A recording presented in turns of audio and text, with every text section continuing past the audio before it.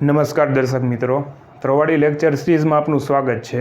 આજના આ વિડીયોની અંદર મેટ્રિક્સના ટાઈપ્સ જોશું। જનરલી મેટ્રિક્સના ટોટલ 13 ટાઈપ પડે છે।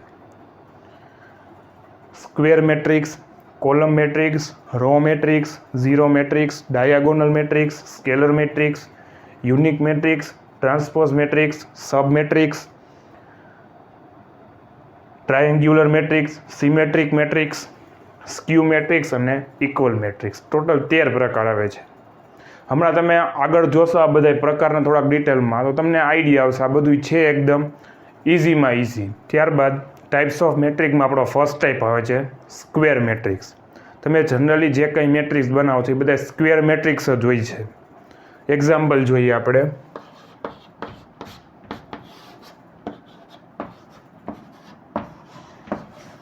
આ મારો સ્ક્વેર મેટ્રિક્સ તરીકે ઓળખાશે। ત્યારબાદ મારો સેકન્ડ ટાઈપ્સ આવે છે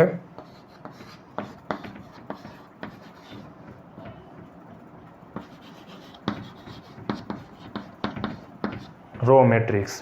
એ મારો મેટ્રિક્સનો જે ડેટા છે એ રોમાં હશે ને તો એને મારે કહેવાશે રો મેટ્રિક્સ। એક્ઝામ્પલ તરીકે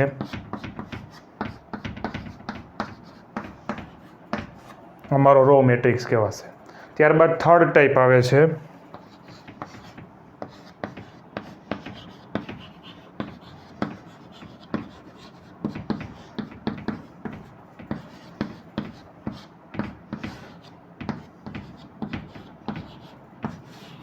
આ મારું કહેવાશે કોલમ મેટ્રિક્સ।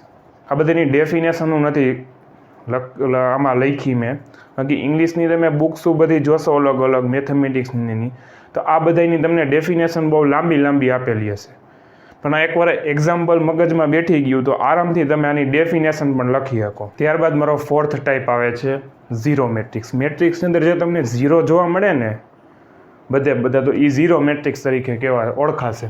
બરોબર, એક્ઝામ્પલ જોઈએ।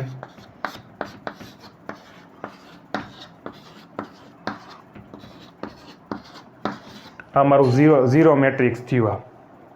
એના પછી ફિફ્થ પ્રકાર આવે છે આપણો ડાયાગોનલ મેટ્રિક્સ। હવે તમે સિરીઝ આખી જુઓ, 1 2 3 છે, 3 4 5 7 6 8 9, કોઈ એવી સિરીઝ જોવો આમ આડી કે ઊભી ઈ ટાઈપની, તો એ મારી કહેવાશે ડાયાગોનલ। આપણે એક્ઝામ્પલ જોઈએ।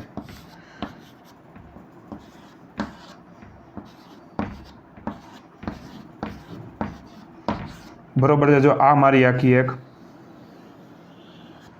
પેર છે એ બની આખી 1 2 ને 3, તો આને કહેવાશે મારું ડાયાગોનલ મેટ્રિક્સ।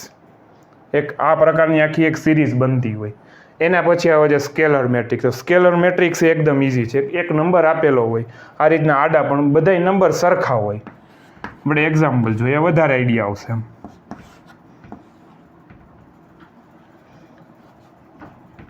અહીં આપણે 5 લીધું, 0 0,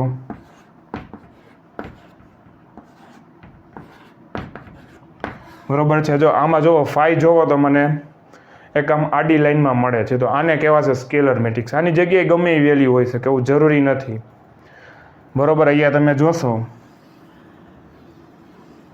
તો આ સ્કેલર મેટ્રિક્સ તરીકે ઓળખાશે। ત્યારબાદ મેટ્રિક્સની અંદર સેવન્થ ટાઈપ જોઈએ આપણે યુનિક મેટ્રિક્સ, જેનું બીજું નામ છે આઈડેન્ટિટી મેટ્રિક્સ। તમે આની પહેલાંના ટાઈપ જોયો સ્કેલર મેટ્રિક્સ, એ જ રીતનું બધું મિકેનિઝમ છે, પણ અંદરની જે વેલ્યુ છે એ વેલ્યુ ખાલી 1 હોય ને, સ્કેલર મેટ્રિક્સની અંદર હું બધાય ખાલી 1 મૂકી દઉં ને તો એને કહેવાશે આઈડેન્ટિટી મેટ્રિક્સ। તો આ એની ડેફિનેશન છે। If each elements of scalar matrix is 1 then called unique matrix। Example દેખાડું તમને હું।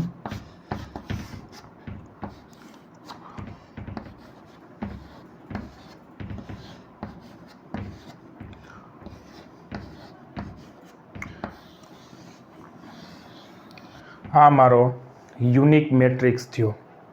મેઇન ડેફિનેશન યાદ રાખવાની કે સ્કેલર મેટ્રિક્સની અંદર હું 1 મૂકી દઉં ને તો એ મારો કહેવાશે આઈડેન્ટિટી મેટ્રિક્સ અથવા યુનિક મેટ્રિક્સ। ત્યારબાદ ટાઈપ્સ ઓફ મેટ્રિક્સની અંદર આપણો 8મો ટાઈપ આવે છે ટ્રાન્સપોઝ ઓફ મેટ્રિક્સ। અહીંયા મેં કંઈક લખેલું છે રો ટુ કોલમ અને કોલમ ટુ રો। હવે આ મેટ્રિક્સમાં ટ્રાન્સપોઝ મેટ્રિક્સમાં મારો જે મેટ્રિક્સ આપેલો હોય ને, જે કોલમમાં મેં ડેટા આપેલો હોય એને હું રોમાં ટ્રાન્સફર કરી નાખું ને રોમાં જે ડેટા આપેલા હોય એને કોલમમાં ટ્રાન્સફર કરું ને કોલમના ડેટાને હું રોમાં ટ્રાન્સફર કરું તો એને કહેવાશે મારો ટ્રાન્સપોઝ મેટ્રિક્સ. આપણે એક્ઝામ્પલ જોઈએ. પહેલાં તો એક મારો સિમ્પલ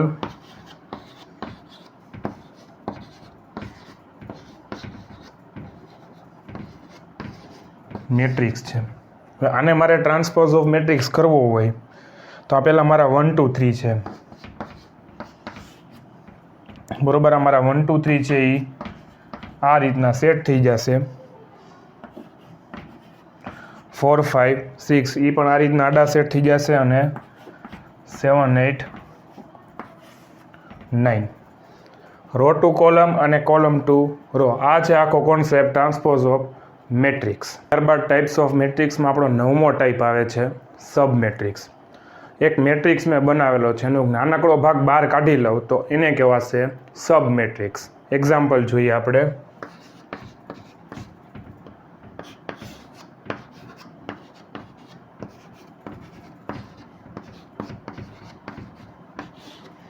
બરોબર, આ આખો મારો મેઇન મેટ્રિક્સ છે.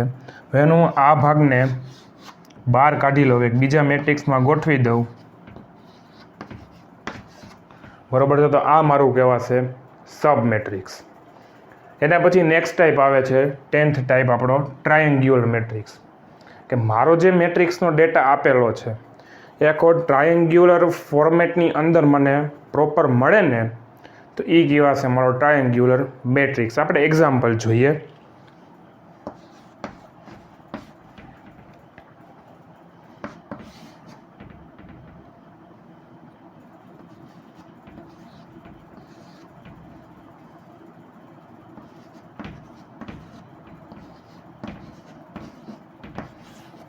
જો આમાં મને ટ્રાયેન્ગ્યુલર મળે છે.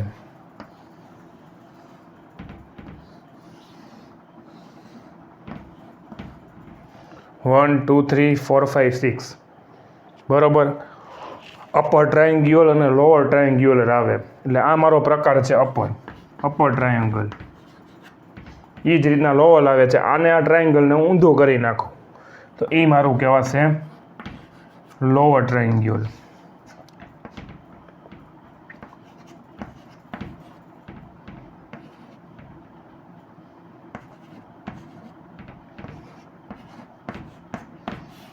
બરોબર છે. જો તમે જોઈ શકો છો, બરોબર. આડું ટ્રાયેંગલ થઈ ગયું એટલે આ મારું લોઅર ટ્રાયેંગ્યુલ કહેવાશે ને અપર ટ્રાયેંગ્યુલર કહેવાશે. ટૂંકમાં મારો જે ડેટા છે ટ્રાયેંગલ શેપમાં મને મળતો હોય ને બાકી બધી 0 0 મેં સેટ કરેલા હોય મેટ્રિક્સમાં તો એ મારો કહેવાશે ટ્રાયેન્ગ્યુલર મેટ્રિક્સ. ત્યારબાદ 11th ટાઈપ્સ આવે છે ટાઈપ્સ ઓફ મેટ્રિક્સની અંદર સિમેટ્રિક્સ મેટ્રિક્સ. સિમેટ્રિક મેટ્રિક્સ છે ને મારો રોનો ડેટા અને કોલમનો ડેટા એ મારો સેમ હોય તો એ મારો કહેવાશે સિમેટ્રિક. એક્ઝામ્પલ જોઈએ.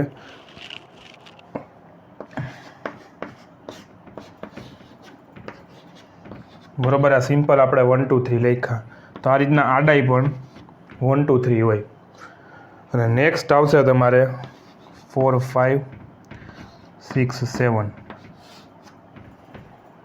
બરોબર છે. ઉભા રહ્યો.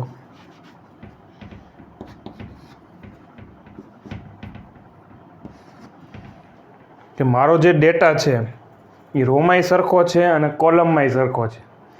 સિમેટ્રિક્સ મીન્સ એક ટાઈપનું અરીસા ટાઈપ થાય આખું.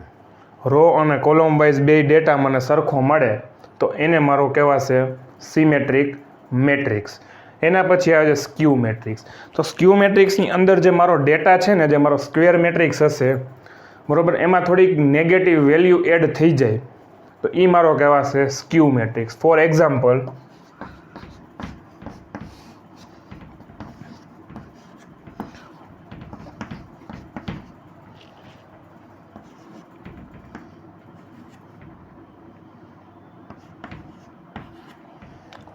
બરોબર છે. આ મારો સ્ક્યુ મેટ્રિક્સ થયું. એ મારી જેટલી પોઝિટિવ વેલ્યુ છે એટલી ને એટલી સામે મારી નેગેટિવ વેલ્યુ છે. એટલે આ રીતનું તમે ઇન કેસ લખવું હોય તો લખી શકો a is equal to -a dash. આ એક એની પ્રોપર્ટી છે, આ ખાલી યાદ રાખવા પૂરતી છે. આ સ્ક્યુ મેટ્રિક્સ મારો કે જેટલી મારી 1 2 3 છે એવા ને એવા સામે 1 2 3 મારી માઇનસમાં છે. આ એક પ્રોપર્ટી ખાસ એની યાદ રાખજો. ત્યારબાદ આપણો 13 ટાઈપ્સ આવે છે ટાઈપ્સ ઓફ મેટ્રિક્સમાં ઇક્વલ મેટ્રિક્સ. ઇક્વલ એટલે આમ જનરલી ગુજરાતીમાં કહી શકીએ બરાબર મેટ્રિક્સ. બે મેટ્રિક્સ આપ્યા હોય, બે હરખા હોય, જોડવા ભાઈઓ સમજી લ્યો. એ જ રીતનું આપણે એક્ઝામ્પલ જોઈએ.